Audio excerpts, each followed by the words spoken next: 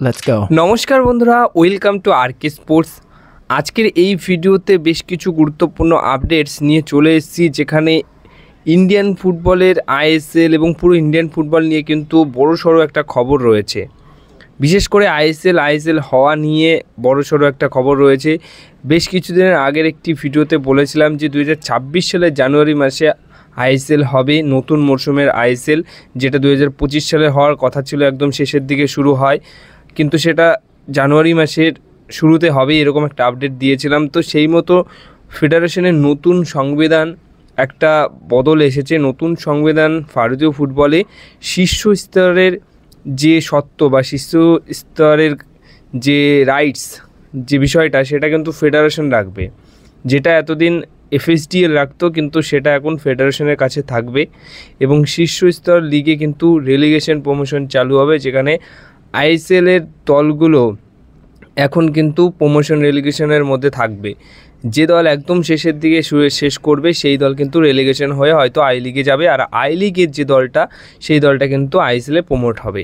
তো এই নিয়মটাও কিন্তু করা হয়েছে। তো বিশেষ করে এই দুটো নিয়মই কিন্তু বড় নিয়ম রয়েছে। বাদবাকি যে নিয়ম সেগুলোতে একদম ফেডারেশন যেটা মনে করেছে সেটাই করেছে, কিন্তু বিশেষ করে এই যে দুটি নিয়ম, এই যে ফেডারেশনের হাতেই কিন্তু মেন পাওয়ারটা থাকবে, এফএসডিএলের কাছে এতদিন যেটা ছিল সেটা থাকবে না।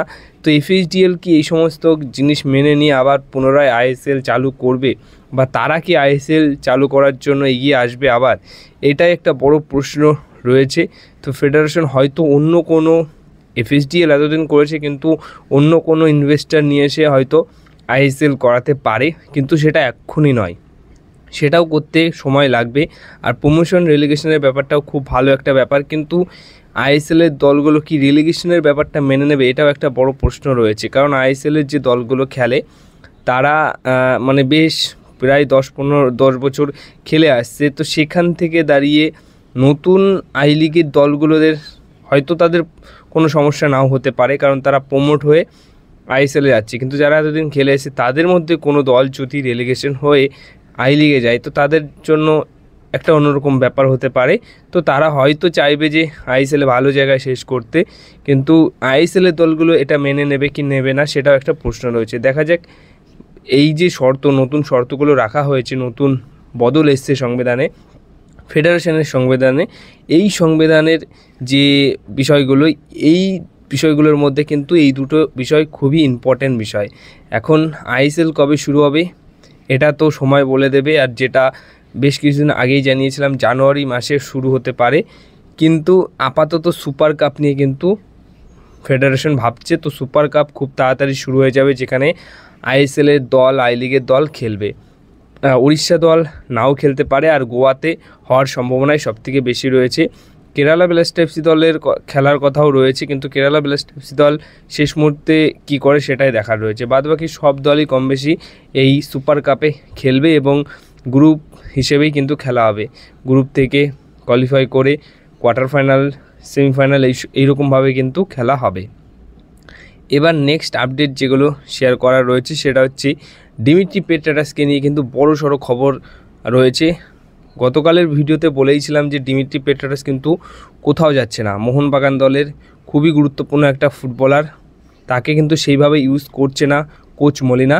তো এই ব্যাপারটা নিয়ে কিন্তু একটা বড়সড় খবর রয়েছে, এবং খবরটা এরকমই খবর যে একজন মোহনবাগান খেলোয়াড় কিন্তু এরকম একটা বার্তা বা এরকম একটা কথা বলেছে যে কোচ হোসে মলিনা এবং ডিমিট্রি পেট্রাটাসের মধ্যে একটা বিশাল বড় কথা কাটাকাটি চলছে, আর কি দ্বন্দ্ব চলছে দুজনের মধ্যে। তো সেই অনুযায়ী ডিমিট্রি পেট্রাটাস মোটামুটি চলে যাওয়ার একটা চিন্তাভাবনা এরকম ছিল, কিন্তু ডিমির পেট্রাটাসের যে ফ্যান ফলোয়িং, যে ফ্যান কানেক্ট রয়েছে মোহনবাগানের সাথে, ডিমিট্রি পেট্রাটাসকে মোহনবাগানের ফ্যানরা কতটা ভালোবাসে সেটা কম বেশি সবাই জানো, তো সেটা ম্যানেজমেন্টও জানে।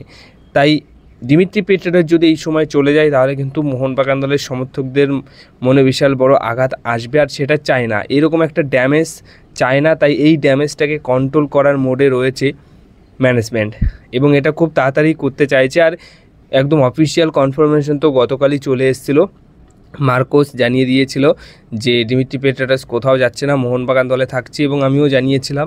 তার পাশাপাশি তার কিছুক্ষণ পরপরই কিন্তু দিমিত্রি পেট্রাসকে নিয়েও কিন্তু একটা ভিডিও পোস্ট করে সোশ্যাল মিডিয়া হ্যান্ডেলে মোহনবাগানের যে সোশ্যাল মিডিয়া অ্যাডমিন রয়েছে।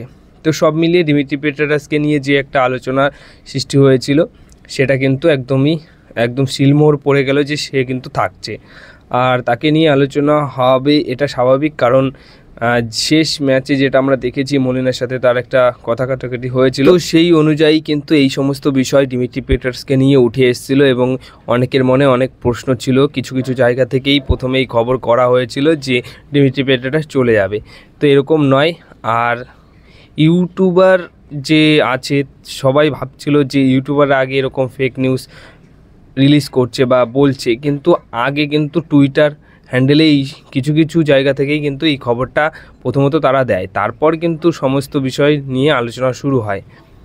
তো এবার যে নেক্সট আপডেটটা শেয়ার করব সেটা হচ্ছে চেন্নাইন এফসি দল কিন্তু এবার বাজিমাত করবে, আইএসএলে কিছু না কিছু করবেই, বা ইন্ডিয়ান ফুটবলের যে কটা টুর্নামেন্ট হবে সব কিছুতেই হয়তো ভালো কিছু করবে, কারণ ক্লিফোর্ড মিরান্ডা কিন্তু বিদেশি ইউনিটটা বিশাল চাঙ্গা করছে।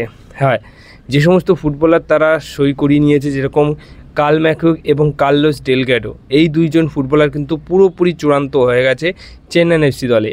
এর পাশাপাশি চেন্নাইন এফসি দল কথাবার্তা বলছে সেরা দুই মিডফিল্ডারকে নিয়ে আসার জন্য, সাউল ক্রেসপো এবং হুগো বুমোস, ওড়িশার হুগো বুমোস। তো হুগো বুমোস মোহনবাগান দল ছাড়ার পর ওড়িশা এফসি দলের হয়েও কিন্তু দারুণ ফুটবল খেলেছে। তো সেই হুগো বুমোসকে দলে নেওয়ার জন্য প্রাথমিকভাবে কথাবার্তা বলছে চেন্নাইন এফসি দল। এছাড়া ইস্ট বেঙ্গল এফসি দলে সাউল ক্রেসপোকে নিয়েও ক্লিফোর্ড মিরান্ডার একটা পরিকল্পনা রয়েছে তাকে দলে নিয়ে আসার জন্য, কারণ সাউল ক্রেসপোর ভবিষ্যৎ হয়তো সুপার কাপ অবধি ঠিকঠাক থাকতেও পারে, নাও থাকতে পারে। হ্যাঁ, সে কিন্তু কোচ অস্কার ব্রুজেনের নজরে রয়েছে, তার পারফরমেন্স দেখেই কিন্তু তার ভবিষ্যৎ নির্ধারণ করা হবে। তো সেই অনুযায়ী ডুরান্ড কাপে কী করলো কি না করলো সেটা তো বড় বিষয় নয়, সুপার কাপ অবধিও তার কিন্তু সময় রয়েছে ইস্ট বেঙ্গল এফসি দলে। যদি ঠিকঠাক পারফরমেন্স থাকে তাহলে হয়তো তাকে রাখবে, আর যদি না থাকে তাহলে কিন্তু তাকে ছেড়ে দেবে। কিন্তু চেন্নাইন এফসি দল আপাতত এই সাউল ক্রেসপোর সাথে প্রাথমিকভাবে কথাবার্তা বলছে, আর হুগো বুমোসের সাথেও কথাবার্তা বলছে। হুগো বুমোস ওড়িশা এফসি দল এখন অন্যরকম অবস্থাতেই রয়েছে, তো হুগো বুমোস চাইলেই চেন্নাইন এফসি দলে সই করে নিতে পারে। আর এই দুটি ডিলও যদি ডান করে ফেলে চেন্নাইন এফসি দল, তাহলে কিন্তু আপাতত বিদেশি স্কোয়াডে চেন্নাইন এফসি দলের কার্ল ম্যাকুইগ, কার্লোস ডেলগ্যাডো, এছাড়া হুগো বুমোস, সাউল ক্রেসপো, এই চারজন রয়েছে। তো এই চারজন সহ আরও দুইজন বিদেশি নিয়ে কিন্তু একটা দারুণ স্কোয়াড তৈরি করে ফেলতে পারে ক্লিফোর্ড মিরান্ডা চেন্নাইন এফসি দলের জন্য। তো এবার আরও একটা গুরুত্বপূর্ণ আপডেট শেয়ার করি, সেটা হচ্ছে জনি কাউকো। মোহনবাগান দলের একসময় প্রাণ ভোমরা ছিলেন জনি কাউকো, তাকে নিয়েও কিন্তু একটা বড়সড় খবর রয়েছে। জনি কাউকো কিন্তু সই করে নিয়েছে তার দেশেরই ফার্স্ট টায়ার একটা লিগে, বড় একটা ক্লাবে সই করে নিয়েছে। এফসি কটকান দলের হয়ে সে কিন্তু সই করে নিয়েছে অফিসিয়ালভাবে। এখন সে তার কিন্তু আর ইন্ডিয়াতে তার দেখা হবে না, ইন্টারকাশিপসি দলের হয়েও তার খেলা হবে না, সে খেলবে তার দেশের লিগের ক্লাব, সেখানে একটা বড় ক্লাবের হয়ে কিন্তু সে সইটা সেরে ফেলেছে। তো জনি কাউকোর মতো মিডফিল্ডার কিন্তু মোহনবাগান দলে দরকার ছিল, কার্ল ম্যাকুইগ বা তারপর গ্রেগ স্টুয়ার্ট, এই সমস্ত প্লেয়ারদের মতো একটা ডিফেন্সিভ মিডফিল্ড বা সেন্টার মিডফিল্ড বা সেন্টার অ্যাটাকিং মিডফিল্ড, এই টাইপের ফুটবলার কিন্তু মোহনবাগান দলে দরকার ছিল। তো অনেকে এইটা নিয়েও কিন্তু অনেক আলোচনা করেছে যে মোহনবাগান দলে এই টাইপের ফুটবলার দরকার, কিন্তু এই টাইপের ফুটবলার আসলেও কি মোহনবাগান দলের খেলার কোনো পরিবর্তন হবে? কারণ কোচ মলিনার কোনো স্ট্র্যাটেজি বা কোনো পরিকল্পনা, ফরমেশন, কীভাবে কী খেলাচ্ছে কেউই কিন্তু বুঝতে পারছে না। কোচ মলিনা হয়তো বড় কোচ হতে পারে, কিন্তু যারা খেলা দেখেন তারাও কিন্তু বেশ বোঝেন যে কিভাবে কি খেলতে হবে বা কিভাবে কি খেলাচ্ছে, সেটাও তো বোঝার একটা বিষয় রয়েছে। কিন্তু কোচ মলিনার কোনো পরিকল্পনা কিন্তু হয়তো কোনো সমর্থক ঠিকঠাক করে বুঝতে পারে না, সেটাও কিন্তু অনেক সমর্থকরাই আলোচনা করে বলেন।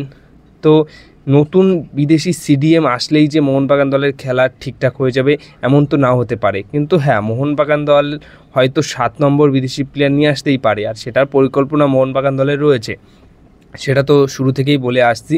কিন্তু সেটা কবে আসবে কি না আসবে সেটাই দেখার রয়েছে। দেখা যাক, প্রথম ম্যাচে যেভাবে ধাক্কা খেয়েছে দ্বিতীয় ম্যাচে কি করে সেটাও দেখার রয়েছে।